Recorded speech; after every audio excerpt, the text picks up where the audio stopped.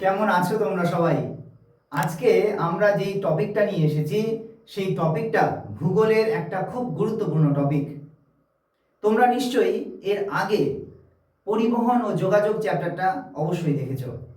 আজকে আমরা যেই চ্যাপ্টারটা দেখতে যাচ্ছি সেটা হচ্ছে ইন্ডিয়ান এগ্রিকালচার। ইন্ডিয়ান এগ্রিকালচার এটা ক্লাস 12 থার্ড সেমিস্টার জিওগ্রাফির একটা গুরুত্বপূর্ণ টপিক। বলে রাখি, ভারতের কৃষিকাজ এই চ্যাপ্টারটা ক্লাস 9, 10, 11, 12 এমনকি গ্র্যাজুয়েশনেও, মাস্টার্স সেখানেও রয়েছে। এবং এই চ্যাপ্টার থেকে প্রতি বছর চাকরির পরীক্ষাতে প্রচুর প্রশ্ন এসে থাকে। যারা ভবিষ্যতে ভাবছো WBCS পরীক্ষায় বসবে বা যারা ভাবছো IAS UPSCর মতো পরীক্ষাগুলোতে ক্র্যাক করতে চাও, তারাও কিন্তু এই চ্যাপ্টারটা অবশ্যই দেখো। সকলেরই জানা খুব প্রয়োজন। এবং সব থেকে শেষে থাকছে কিছু গুরুত্বপূর্ণ টিপস এবং ট্রিক্স। ঠিক আছে, তাহলে পরে সঙ্গে থাকো আর দেখতে থাকো। তাহলে আমরা শুরু করতে যাচ্ছি আজকে চ্যাপ্টার ইন্ডিয়ান এগ্রিকালচার বা ভারতের কৃষিকাজ। প্রথমেই বলি যে আমাদের কৃষিকাজ এতটাই গুরুত্বপূর্ণ, তাহলে আমরা ভারতের কৃষিকাজ সম্পর্কে যখনই আমরা বলবো তখনই প্রথমে আমাদের জানতে হবে কৃষিকাজ কাকে বলে। এই কৃষি কথাটা এসে কর্ষণ থেকে, অর্থাৎ মাটিকে ওলট পালট করে দেওয়া। আগে আমরা কি করতাম, লাঙল এর সাহায্যে মাটিটাকে আমরা ওলট পালট করে দিতাম, তার ফলে মাটিটা একটু উর্বর হয়ে যেত। এবারে এটাকেই বলছে কর্ষণ, অর্থাৎ মাটিকে ওলট পালট করে দেওয়া। সেই কর্ষণ থেকেই শব্দটা এসেছে কৃষিকাজ। দেখো, কৃষি বলতে ভূগোলের ভাষায় সব কিছুকেই কিন্তু কৃষিকাজ বলা হয়। যেমন মনে করো যে আমরা ফসল ফলাচ্ছি, সেটাও যেমন একদিক থেকে কৃষিকাজ। আবার অন্যদিকে তুমি যদি মধু চাষ বা মৌমাছি চাষ করো বা মাছ চাষ করো, সেটাকেও কিন্তু কৃষিকাজই বলছে। কেমন? তাই আমরা কৃষিকাজ হিসাবে সব কিছুকেই, যেটাকে উৎপাদন করা হয় তাকেও কিন্তু কৃষিকাজই বলা হয়। দুগ্ধ উৎপাদন, তাকেও কৃষিকাজ বলা হয়। ঠিক আছে, চলো এবারে এই কৃষিকাজ কিন্তু আমাদের ভারতের সব থেকে গুরুত্বপূর্ণ একটা অংশ বলতে পারো। দেখো, ভারতের প্রায় 75% পপুলেশন, মোর অর লেস কত পার্সেন্ট, 75% পপুলেশন টোটালি ডিপেন্ডেন্ট কার উপরে, এগ্রিকালচার বা কৃষিকাজের উপরে। ঠিক আছে, বুঝতে পেরেছো তাহলে আমাদের এই এগ্রিকালচারটা কতটা গুরুত্বপূর্ণ। চলে আসি, দেখো এটা একটা পেজ, আমি একটু পরে একটু সরে যাব, তোমরা স্ক্রিনশট করে নিও। এই পেজটার মধ্যে টোটাল যে চ্যাপ্টারটা রয়েছে সেই সমস্ত চ্যাপ্টারটা একটা সিঙ্গেল পেজে দেওয়া রয়েছে, খুবই সাহায্য করবে। দেখো, আমরা এখানে কি কি জানবো, এগ্রিকালচার সম্পর্কে জানবো, কৃষির গুরুত্ব সম্পর্কে জানবো, কৃষির প্রকারভেদ সম্পর্কে জানবো। কৃষির প্রকারভেদের মধ্যে কি কি রয়েছে, ফসলের ভিত্তিতে কৃষিকাজকে কয় ভাগে ভাগ করা যায়, সেচের ভিত্তিতে, উদ্দেশ্যের ভিত্তিতে। ঠিক আছে, এছাড়া আমরা জানবো ভারতের কৃষি ব্যবস্থা, উদ্যান ফসল সম্পর্কে জানবো, কৃষি উন্নয়নের উপায় সম্পর্কে জানবো। এছাড়া জানবো গুরুত্বপূর্ণ কিছু সরকারি পরিকল্পনা, জানবো কৃষির সমস্যা সমাধান, কৃষির অনুকূল পরিবেশ, ঠিক আছে, যেটা প্রাকৃতিক অনুকূল পরিবেশ আর অর্থনৈতিক অনুকূল পরিবেশ সম্পর্কে জানবো। এছাড়াও জানবো আমরা ধান, গম, ভুট্টা এগুলো সম্পর্কে, সঙ্গে জানবো আখ, তুলো, পাট, চা, কফি, এই সমস্ত কিছু সম্পর্কে আমরা ধীরে ধীরে করে জানবো।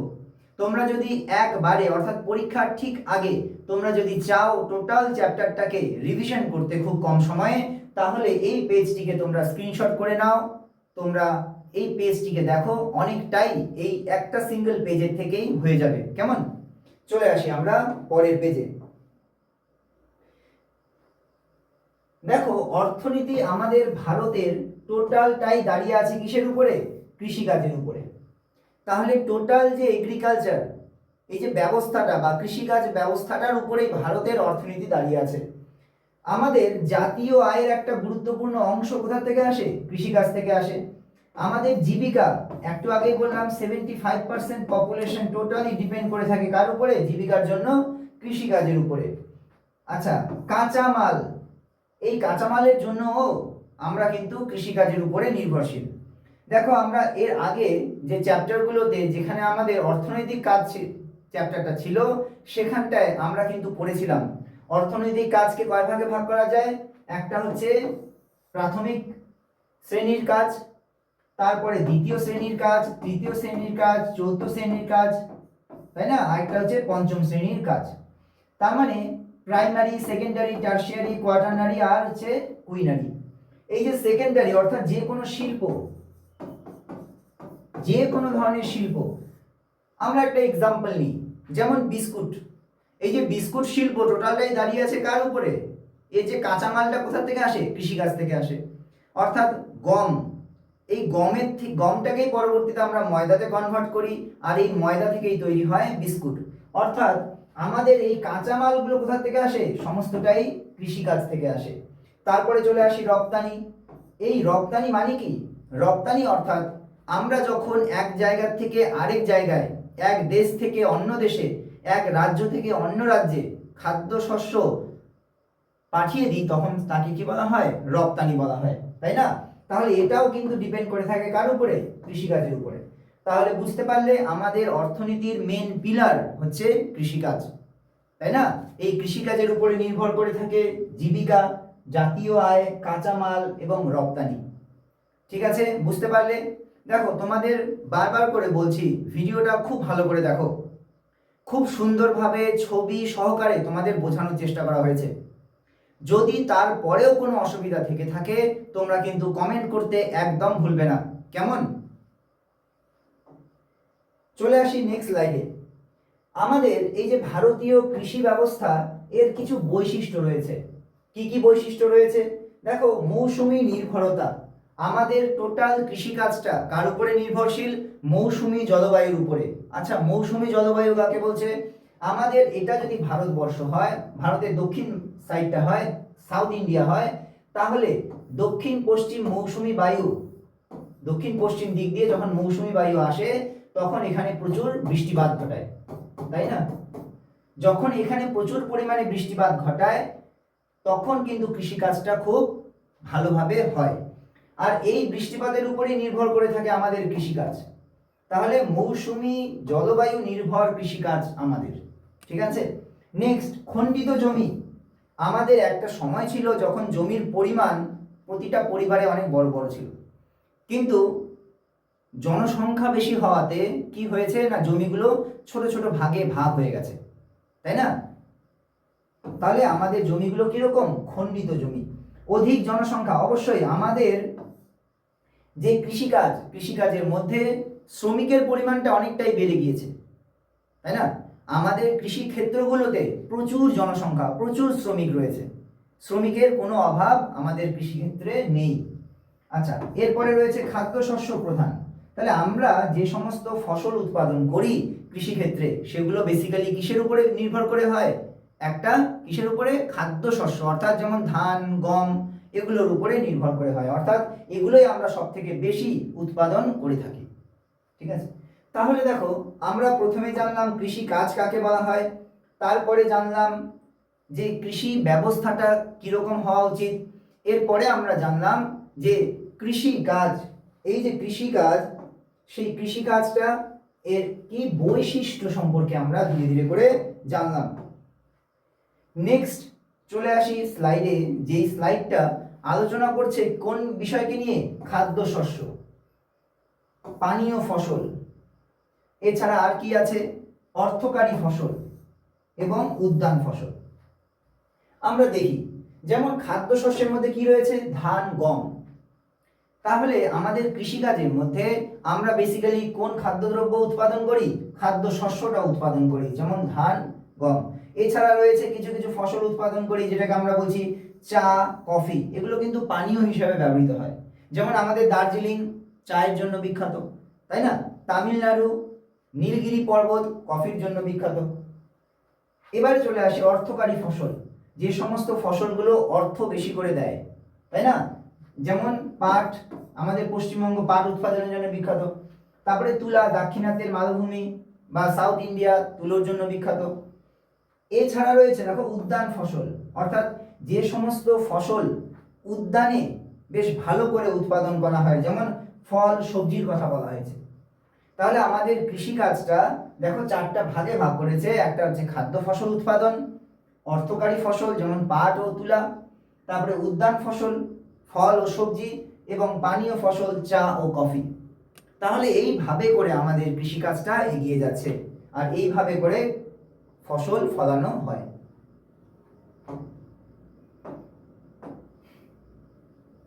চলে আসি আমাদের মাটির কথাতে। দেখো আমাদের আগে ছিল শস্য বর্ষপঞ্জি, অর্থাৎ ক্রপ ক্যালেন্ডার। কোন মাসে কোন ফসলটা হবে, কোন মাসে বৃষ্টিপাত আসবে, বৃষ্টিপাতের উপর নির্ভর করে কোন ফসলটাকে রোপণ করা হবে, এই সমস্ত বিষয়গুলোকে খুব সিস্টেমেটিকভাবে সাইন্টিফিকভাবে আমরা ক্যালেন্ডারে আমরা সেটাকে লিখে রাখতাম। আমাদের কাছে একটা ফসলের ক্যালেন্ডার ছিল, তোমরা ভাবতে পারো ফসলের ক্যালেন্ডার, যেখানে আমরা সেই ক্যালেন্ডার দেখে বলে দিতে পারতাম যে কোন সময়ে কোন ফসলটা উৎপাদন করার দরকার। ঠিক আছে, আর এগুলো মানুষের প্র্যাকটিস করত। ঠিক আছে, তাহলে তাকে কি বলছে? Crop calendar. দেখো এখানে বলা হয়েছে ক্রপ ইন্টেন্সিটি, অর্থাৎ শস্য প্রগাঢ়তা। শস্য প্রগাঢ়তা, দেখো একই বছরে জমিতে কতবার চাষ করা হয় তার পরিমাপ সেচ ও আধুনিক প্রযুক্তির মাধ্যমে এই প্রগাঢ়তা বৃদ্ধি পায়। অর্থাৎ একটা জমিতে কতবার ফসল ফলানো হচ্ছে তাকে বলা হয় ক্রপ ইন্টেন্সিটি। ঠিক আছে, এবারে এই যে বাংলায় বলছে কি শস্য প্রগাঢ়তা, অর্থাৎ একটা জমিতে কতবার ফসল ফলানো হবে। আমরা একটা উদাহরণের সাহায্যে বুঝি। আগে একটা জমিতে একবারই ফসল ফলানো হতো, তাকে বলা হতো এক ফসল। এবার যদি বছরে দুবার ফসল ফলানো হয় একটা জমিতে, তখন তাকে বলা হয় দু ফসলি। ঠিক আছে, এবারে যদি বারবার ফসল ফলানো হয়, 3 বার 4 বার 5 বার করে ফসল ফলানো হয়, তখন তাকে বলা হয় বহু ফসলি।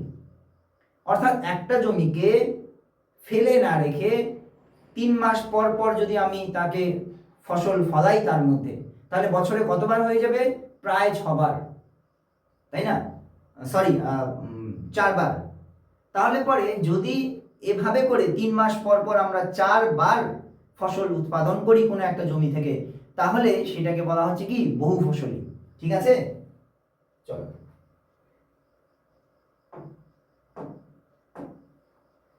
নেক্সট চলে আসছি শস্য আবর্তন, অর্থাৎ ক্রপ রোটেশন। এই বিষয়টাকে খুব ভালোভাবে একবার বুঝে নাও। যেমন একটাই জমিতে যদি পর্যায়ক্রমে বিভিন্ন ফসল চাষ করা হয়, তাহলে তাকে বলা হয় শস্যাবর্তন। মাটির উর্বরতা বজায় রাখার জন্য এবং রোগ পোকামাকড় এর আক্রমণ থেকে জমিটাকে বাঁচানোর জন্য আমরা কিন্তু ক্রপ রোটেশন করে থাকি।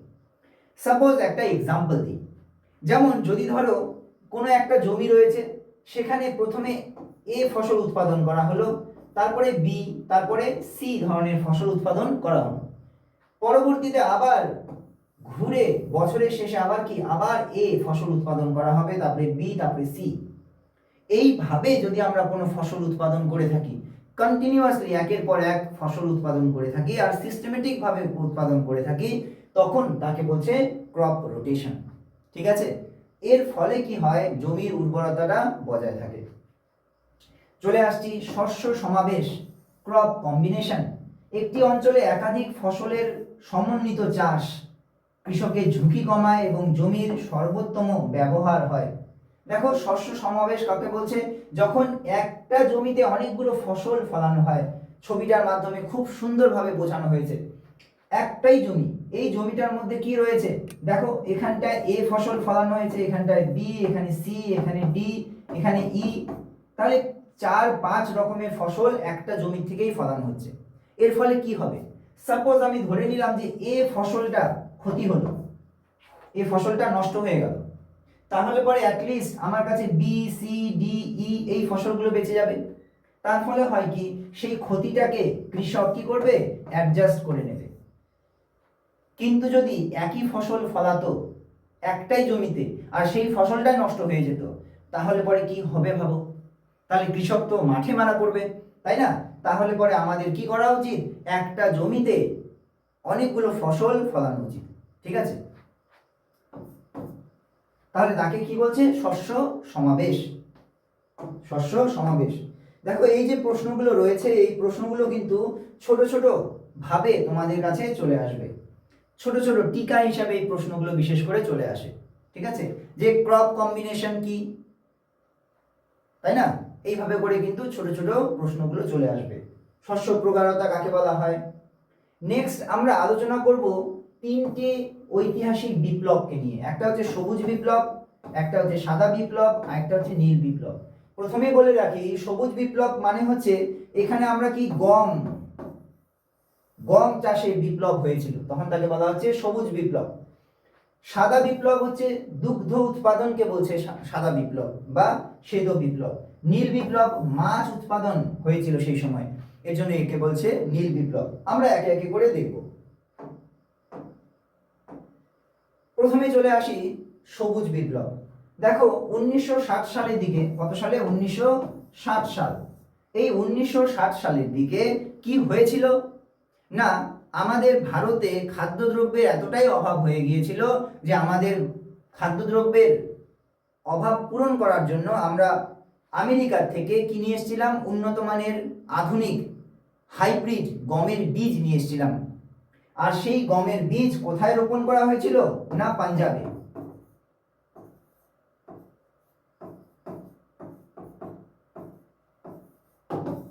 পাঞ্জাবে রোপণ করা হয়েছিল। যখন এই পাঞ্জাবে এই গমের বীজ রোপণ করা হয়েছিল 1960 সালের দিকে, আর সেই সময় ব্যবহার করা হয়েছিল প্রথম কি ব্যবহার করা হয়েছিল? আধুনিক কৃষি পদ্ধতি, যেমন পাম্প, হারভেস্টার, ট্রাক্টর, এই সমস্ত বিষয়গুলো ব্যবহার করা হয়েছিল প্রথম।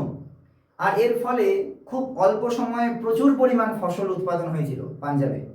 সেই যে গম প্রচুর পরিমাণে উৎপাদন হয়েছিল, সেই ঘটনাটিকেই বলা হয় সবুজ বিপ্লব। ঠিক আছে, তারপর সেই গম সারা ভারতে ডিস্ট্রিবিউশন করা হয়, আর মানুষ সেই গম অর্থাৎ রুটি খেয়ে অ্যাটলিস্ট নিজের জীবনটাকে বাঁচাতে পেরেছিল। ঠিক আছে, ওই ঘটনাটিকে বলা হয় সবুজ বিপ্লব। আর এই সময় আমরা কি করেছিলাম? উচ্চ ফলনশীল বীজ ব্যবহার করেছিলাম। এক্ষুনি যে আমি বললাম যে উন্নত মানের গমের বীজ, এই যে সেই উচ্চ ফলনশীল বীজের কথাই বলছি। এছাড়া সেই সময় আমরা ব্যবহার করেছিলাম রাসায়নিক সার, সেচ ব্যবস্থা উন্নতি ঘটেছিল, আর এর ফলে কি হয়েছিল? খাদ্যদ্রব্য প্রচুর পরিমাণে বৃদ্ধি পেয়েছিল, বিশেষ করে গমের জন্য। এটা গম উৎপাদন এতটাই হয়েছিল যাকে আমরা নাম দিয়েছিলাম কি? সবুজ বিপ্লব। এটা কিন্তু পরীক্ষায় বারবার আসে, প্রচুর আসে। ঠিক আছে, এরপরেই চলে আসি সাদা বিপ্লব বা দুগ্ধ বিপ্লব। এটা একটা বিশাল বড় উন্নত মানের একটা বিপ্লব হয়েছিল। সেটা কি? এটা আরেকটা নাম আছে, অপারেশন ফ্লাড। ঠিক আছে, অপারেশন ফ্লাড। আর এটা যে করেছিল তাকে বলা হয় ভার্গিস কুরিয়েন, যাকে বলা হয় শ্বেত বিপ্লবের জনক। তাহলে আমাদের ভারতে প্রচুর পরিমাণে গরু ছিল, গরু যাতে খুব ভালোভাবে আরো বেশি দুধ দিতে পারে তার ব্যবস্থা করা হয়েছিল। আর এর ফলে ভারতে প্রচুর পরিমাণ দুগ্ধ উৎপাদন হয়েছিল। আর দুগ্ধ আমরা জানি একটা সুষম খাদ্য, তাই না? সমস্ত রকম আমাদের প্রয়োজনীয় নিউট্রিয়েন্টস ওখানটায় আমরা পাই। তাই আমরা দুগ্ধ বিপ্লবের দিকে চলে গিয়েছিলাম, অর্থাৎ আমাদের হোয়াইট রেভলিউশন হয়েছিল। ঠিক আছে, এখানে দুটো নাম মনে রাখবে, একটা অপারেশন ফ্লাড, একটা হচ্ছে ভার্গিস কুরিয়েন। এবারে চলে আসি আরেকটি বিপ্লবে। তিনটি বিপ্লবের কথা বলা হয়েছিল, একটা সবুজ বিপ্লব, একটা দুগ্ধ বিপ্লব বা শ্বেত বিপ্লব, লাস্ট হচ্ছে নীল বিপ্লব। এই নীল বিপ্লবের ক্ষেত্রে দেখো দেশ জুড়ে মাছ উৎপাদন বৃদ্ধির ব্যাপক কর্মসূচি হয়েছিল, তাই না? তাহলে আধুনিক মৎস্য চাষ প্রযুক্তির সফল ব্যবহার ও চিরাচরিত পদ্ধতিকে বদলে দিয়েছিল। তাহলে আধুনিক পদ্ধতিতে দেখো আমাদের ভারত কিন্তু, আমাদের এখানে জলাশয়ের অভাব নেই, তাই না? পুকুর রয়েছে, খাল রয়েছে, নদী রয়েছে, নদীমাতৃক দেশ বলা হয়। তাহলে আমাদের জলভাগের অভাব নেই, সমুদ্র রয়েছে তিন দিকে। আমরা এই যে আমাদের স্থলভাগে যে সমস্ত পুকুর নদী রয়েছে সেই সমস্ত জায়গায় আমরা কি করলাম? মাছ চাষ শুরু করে দিলাম। যেহেতু এভেলেবিলিটি অফ ওয়াটার ছিল, আমরা মাছ চাষের ক্ষেত্রে খুব একটা আমাদের কঠিন অবস্থা ছিল না। তাই মাছ চাষের মধ্য দিয়ে সাধারণ মানুষ কিন্তু নিজেকে পোষণ যুক্ত করতে পেরেছিল। ঠিক আছে, তাহলে সেই সময় এই মাছের যে চাষে উন্নতি লাভ করেছিল, প্রচুর পরিমাণে মাছ কম সময়ে আমরা উৎপাদন করতে পারছিলাম, সেই ঘটনাটিকে বলা হয় নীল বিপ্লব। চলে আসি নেক্সট স্লাইডে। দেখো, এতক্ষণ ধরে আমরা যে সমস্ত জিনিস জানলাম সেই সমস্ত জিনিস খুবই ইম্পর্টেন্ট, তোমাদের কিন্তু ছোট টিকা হিসাবে অবশ্যই আসতে পারে তোমাদের পরীক্ষায়। ঠিক আছে, আর যদি শর্ট প্রশ্নের কথা বলো তাহলে তো অবশ্যই প্রচুর পরিমাণে শর্ট প্রশ্ন এখান থেকে আসবেই। ঠিক আছে, চলো এবারে চলে আসি। আমাদের এই আধুনিক কৃষির উপকার তো রয়েছে, কিন্তু কিছু সমস্যাও রয়েছে। সমস্যা কিরকম? যেমন অতিরিক্ত সারের ব্যবহারের ফলে মাটির উর্বরতা হ্রাস পেয়েছিল, তাই না? নেক্সট, অনিয়ন্ত্রিত সেচ ব্যবস্থার ফলে জলসংকট ও পরিবেশ দূষণ হয়ে গিয়েছিল। আধুনিকীকরণের ফলে ক্ষুদ্র কৃষকের আর্থিক সমস্যা হয়ে গিয়েছিল। তাহলে একদিকে যেমন এর সুফল রয়েছে, এর কুফলও রয়েছে। তাহলে আধুনিক কৃষি ব্যবস্থায় আমরা অতিরিক্তভাবে রাসায়নিক সার ব্যবহার করেছি। আজকে পাঞ্জাবের কথা বলি, যেমন পাঞ্জাবে এত বেশি পরিমাণে রাসায়নিক সার ব্যবহার করা হয়ে গেছে, যার ফলে এখন ওই জমিতে উর্বরতা শক্তি একেবারেই কমে গেছে। এতটাই কমে গেছে উর্বরা শক্তি যে সেখান থেকে ভালো পরিমাণে ফসল এখন নর্মালভাবে আর উৎপাদন হয় না, তাকে রাসায়নিক সার দিতেই হয়। আর এত বেশি পরিমাণে রাসায়নিক সার ব্যবহার করা হচ্ছে, যার ফলে সেই সমস্ত জায়গাগুলোতে অনেক মারণ ব্যাধি ছড়িয়ে গেছে। ঠিক আছে, তাই বলা হচ্ছে যে রাসায়নিক সার যতটা পারা যায় কম ব্যবহার করা উচিত। সেখানে আমরা ব্যবহার করতে পারি কি? হয় গোবর সার, না হলে কেঁচো সার। এখানেই একটা প্রশ্ন আসতে পারে যে ভারতের প্রথম কোন রাজ্য অর্গানিক স্টেট হিসাবে পরিচিত হয়েছে? তোমাদের কাছে একটা প্রশ্ন থাকলো, কমেন্টে জানাও যে কোন স্টেট। ঠিক আছে, প্রশ্নটা একবার শুনে নাও যে ভারতের কোন স্টেট অর্গানিক স্টেট হিসাবে পরিচিত। ঠিক আছে, আমাদের খুব কাছাকাছি রয়েছে কিন্তু স্টেটটা। চলো এবারে চলে আসি আমরা নেক্সটে, ভবিষ্যতের পথ স্থায়িত্বের সন্ধানে। তাহলে আমাদের কি করতে হবে? চিরাচরিত নীতি থেকে শুরু করতে হবে, তাই না? আমাদের আগে পরিবেশ বান্ধব নীতি ছিল, টেকসই কৃষি ব্যবস্থা ছিল, কিন্তু বর্তমানে আমরা এত বেশি আধুনিকীকরণ করে ফেলেছি, যার জন্য আমাদের কিন্তু সমস্যা ফেস করতে হচ্ছে। তাহলে আমাদের সেই চিরাচরিত যে কৃষি ব্যবস্থা সেটাকে আবার ফিরিয়ে আনাটা খুবই দরকার, তাই না?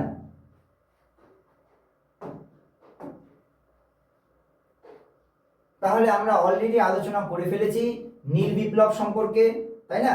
এবারে আমরা আলোচনা করব পাট, তুলো, চা, আখ এগুলো সম্পর্কে আমরা ধীরে ধীরে করে আলোচনা করব চ্যাপ্টারগুলোর মধ্যে। ঠিক আছে, এখানে আমি কিছু ইনফরমেশন দিয়ে দিয়েছি তোমাদেরকে, যেগুলো নীল বিপ্লব সম্পর্কে কিছু ইনফরমেশন দিয়ে দিয়েছি, তোমরা একটু ওগুলো দেখে নিও। নেক্সট স্লাইডে চলে যাচ্ছি। এখানে রয়েছে নীল বিপ্লবের আরো বেশ কিছু ইনফরমেশন।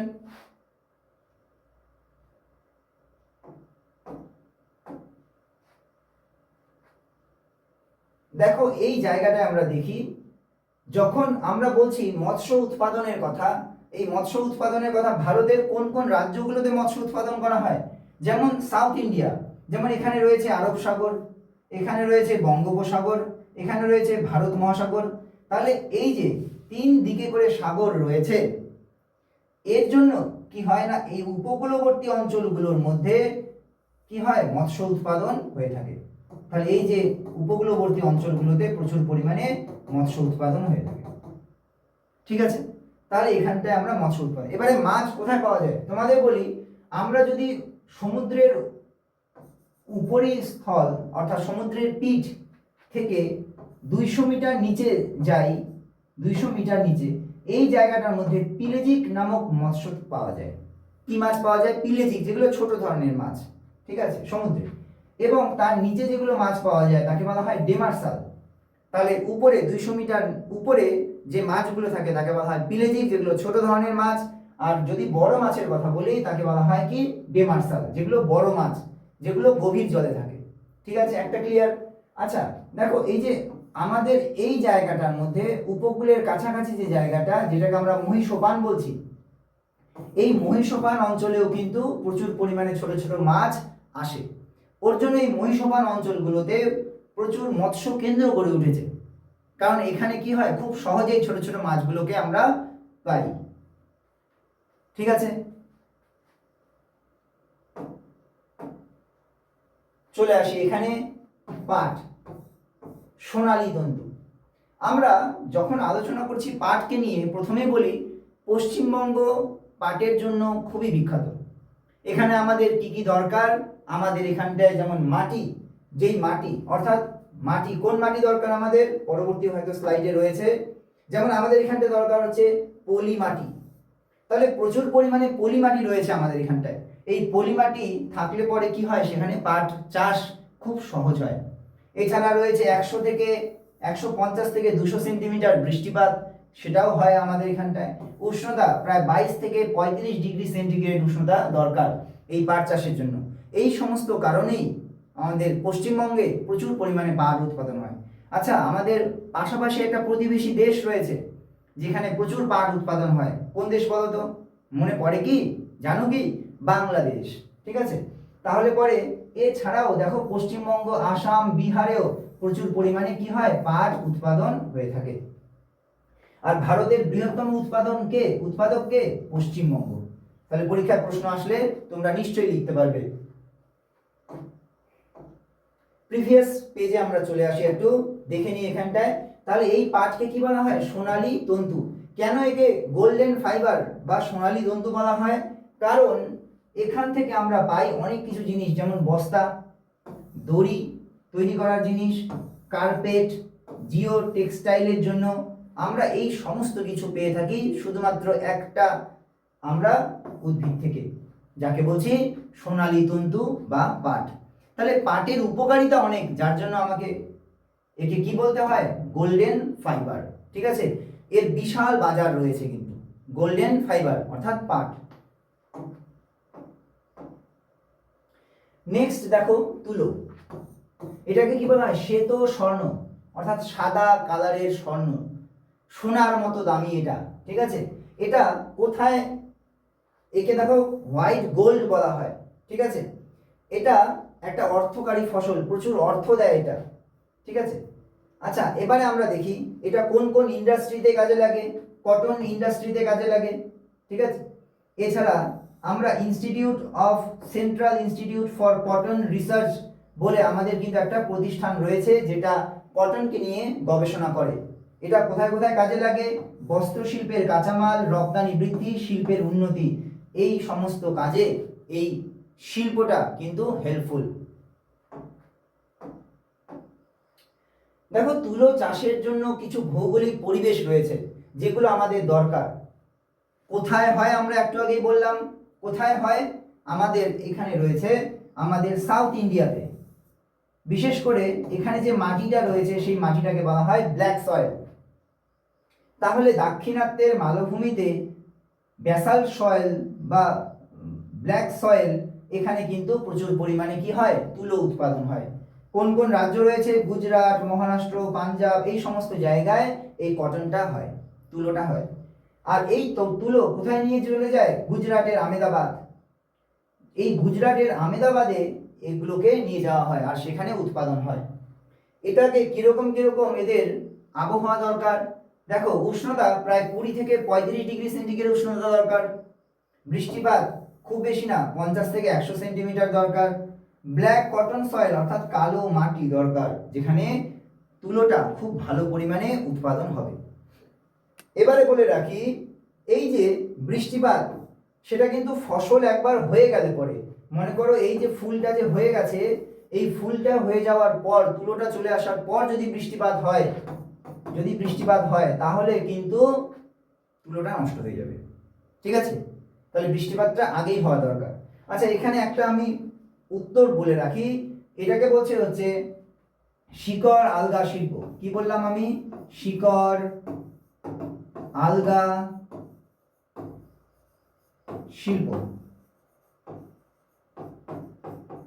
শিকড় আলগা শিল্প। এই শিকড় আলগা শিল্প কাকে বলা হয়? এটার উদাহরণ হচ্ছে তুলো। তুলোকে বলা হয় শিকড় আলগা শিল্প। আচ্ছা, কেন বলা হয় বলো তো? কারণ এই শিল্পটা যে কোনো জায়গায় উৎপাদন হতে পারে, আর দূরবর্তী স্থানে তার শিল্প কেন্দ্র তৈরি হতে পারে। তাহলে উৎপাদন হচ্ছে এক জায়গায়, আর শিল্প কেন্দ্রটা অনেক দূরেও হতে পারে। কেন হতে পারে? কারণ এটার পরিবহনের সময় তার ওয়েটটা কমে যায় না। যখন এটাকে পরিবহন করা হয় তখন কিন্তু এর ওয়েট কমে না, তাই একে বলা হয় শিকড় আলগা শিল্প। নিশ্চয়ই তোমরা বুঝতে পারছো। চ্যাপ্টারগুলোকে খুব ভালোভাবে দেখবে। কিন্তু আমি বারবার তোমাদেরকে বলছি, যদি কোনো রকম অসুবিধে থাকে তোমরা কিন্তু কমেন্ট করে অবশ্যই জানাবে। লাইক করো, কমেন্ট করো, আর বন্ধুদের সাথে শেয়ার করো। দেখো, এখনো অনেকেই আছে যারা হয়তো টিউশন পড়তে পারে না। এই ভিডিওগুলো শেয়ারের মধ্য দিয়ে তুমি তাকে একটা খুব গুরুত্বপূর্ণ মেসেজ দিচ্ছ যে তুমি বন্ধু হিসেবে তার পাশেই রয়েছো, তাই না? আর আমাদের এটা করাও উচিত, তাই না? চলো আমরা দেখে নিই পরবর্তী অংশ। আমাদের এখানে কি রয়েছে? আখ, শর্করা জাতীয় একটা ফসল। এই যে আখ সম্পর্কে আমরা একটু দেখে নিই। এটা একটা অর্থকারী ফসল, ঠিক আছে? এই আখ থেকে দেখো কি কি হয়, যেমন চিনি পাওয়া যায়, গুড় পাওয়া যায়, এছাড়া ইথানল পাওয়া যায়। ইথানল বর্তমানে আমরা পেট্রোলে ব্যবহার করে থাকি, ঠিক আছে? আগে আমাদের 10% ইথানল ব্যবহার করা হতো পেট্রোলে, এখন সেটা প্রায় 20% পেট্রোলে ব্যবহার করা হচ্ছে, ঠিক আছে? অন্য কোনো দিন ইথানল নিয়ে আমি একটা লম্বা ডিসকাশন করে নেব। চলে আসি এর ভৌগোলিক পরিবেশ নিয়ে। ভৌগোলিক পরিবেশ প্রথমে দেখি কোথায় কোথায় হয়। যেমন উত্তরপ্রদেশ, মহারাষ্ট্র, কর্ণাটক। তাহলে উত্তরপ্রদেশ, মহারাষ্ট্র, কর্ণাটক এই সমস্ত জায়গায় আখ খুব বেশি পরিমাণে উৎপাদন হয়ে থাকে। তার মানে যে অন্য রাজ্যে হয় না সেটা নয়, কিন্তু অল্প স্বল্প হয়, কিন্তু এই তিনটে রাজ্যতে সব থেকে বেশি পরিমাণে আখ উৎপাদনের জন্য অনুকূল পরিবেশ রয়েছে। আচ্ছা, কি কি রকম জলবায়ু দরকার? 20 থেকে 27 ডিগ্রি সেন্টিগ্রেড উষ্ণতা দরকার, বৃষ্টিপাত 100 থেকে 150 সেন্টিমিটার, আর দোআঁশ মাটি প্রয়োজন। এই দোআঁশ মাটি যদি হয় তাহলে পরে আখটা আরো ভালোভাবে উৎপাদন হবে। নেক্সট চলে আসি আমাদের সব থেকে প্রিয়, প্রতিদিন ব্যবহার করা হয় চা, একটা পানীয় ফসল। আমরা যে জায়গায় রয়েছি সেখানে কিন্তু চা গাছ অ্যাভেলেবেল, তাই না? তোমরা নিশ্চয়ই চা বাগানে গেছো। তাহলে চলো আমরা দেখে নিই চা। তোমাদের বলি, এই যে এই পাতাটাই সব থেকে গুরুত্বপূর্ণ পাতা, 20টা, ঠিক আছে? আর এই পাতা ঠিক নিচে 1 নম্বর 1 2 3 এইটুকু পোর্শন সব থেকে ইম্পর্টেন্ট। এই তিনটে পাতাকেই কিন্তু আসল চা পাতা হিসাবে ব্যবহার করা হয়। এর পরবর্তী যে অংশগুলো সেগুলো আমাদের সিটিসি, যেগুলো আমরা দুধ চা খাই, সেগুলোতে কিন্তু এই পাতাগুলো ব্যবহার করা হয়। নিচের ডাল, পাতা, ফুল সবকিছু ব্যবহার করা হয়। আর উপরের যে অংশটা রয়েছে এগুলোকেই তারা কোথায় নিয়ে যায়? বাইরে এক্সপোর্ট করা হয়, তাই না? রপ্তানি করে দেওয়া হয়। এগুলোর দাম অনেকটাই বেশি। দেখো, আমাদের টি বোর্ড চাটাকে ভালোভাবে প্রতিষ্ঠা করার জন্য, চা ব্যবসাটাকে আরো ভালোভাবে দেখাশোনা করার জন্য আমাদের টি বোর্ড রয়েছে। 1954 সালে 1954 এইটা গঠিত হয়, ঠিক আছে? আচ্ছা, এবারে অনেক ধরনের চা রয়েছে। তোমরা তো হয়তো ব্ল্যাক টি খেয়েছো, তাই না? এছাড়া রয়েছে গ্রিন টি, ওলং টি, ব্রিক টি। এই যে ব্রিক টি এর কথা বলছে, এটা আমি হায়দ্রাবাদে একবার গিয়েছিলাম, সেখানে আমি দেখেছিলাম ব্রিক টি, খুবই সুন্দর, দারুণ সুন্দর, অসাধারণ। তাহলে বিভিন্ন ধরনের চা কিন্তু হয়। চায়ের ভৌগোলিক পরিবেশটা একটু দেখে নিই, খুবই ইজি। আমাদের দেখো, দার্জিলিং এর চা কিন্তু উন্নত মানের, কিন্তু আসাম কিন্তু সব থেকে বেশি উৎপাদন করে থাকে, ঠিক আছে? এছাড়া এই আসাম আর দার্জিলিং এ প্রচুর পরিমাণে চা উৎপাদন হয়। চায়ের জন্য অনুকূল পরিবেশ রয়েছে এখানে। কিরকম ক্লাইমেট দরকার? 24 থেকে 30 ডিগ্রি সেন্টিগ্রেড উষ্ণতা, 150 থেকে 300 সেন্টিমিটার বৃষ্টিপাত, আর অম্লধর্মী দোআঁশ মাটি দরকার। আর সব থেকে আরেকটা জিনিস জরুরি, সেটা হচ্ছে ঢাল। পাহাড়ের যে ঢালগুলো রয়েছে সেরকম ঢাল দরকার, যাতে জল না দাঁড়ায়। দেখো, তোমরা এতক্ষণ ধরে যে সমস্ত ফসলগুলো পড়লে, যেগুলো যেমন পাট, তুলো, আখ, চা, এই সমস্তগুলো যদি একবারে মনে রাখতে চাও তাহলে এই স্লাইডটা দেখে নাও। এই স্লাইডের মধ্যে আমি চেষ্টা করেছি এক জায়গায় সবগুলোকে দেওয়ার, যাতে তোমাদের মনে রাখতে সুবিধা হয়।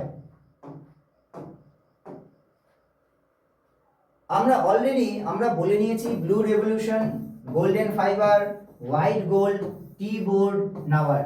তাহলে এই সমস্ত জিনিসগুলো আমাদের একটু মনে রাখতে হবে, এখান থেকে আমাদের পরীক্ষায় প্রচুর প্রশ্ন এসে থাকবে, শর্ট প্রশ্ন।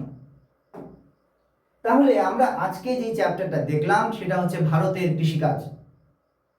খুব ছোটভাবে সুন্দরভাবে পয়েন্ট ওয়াইজ নোট করে আমরা কিন্তু এলাবোরেট করে জিনিসগুলোকে তোমাদের সামনে প্রস্তুত করলাম। কেমন লাগলো তোমরা কমেন্ট করে জানাবে। নেক্সট ভিডিও খুব তাড়াতাড়ি নিয়ে আসবো। এতক্ষণ সঙ্গে থাকার জন্য অনেক অনেক ধন্যবাদ।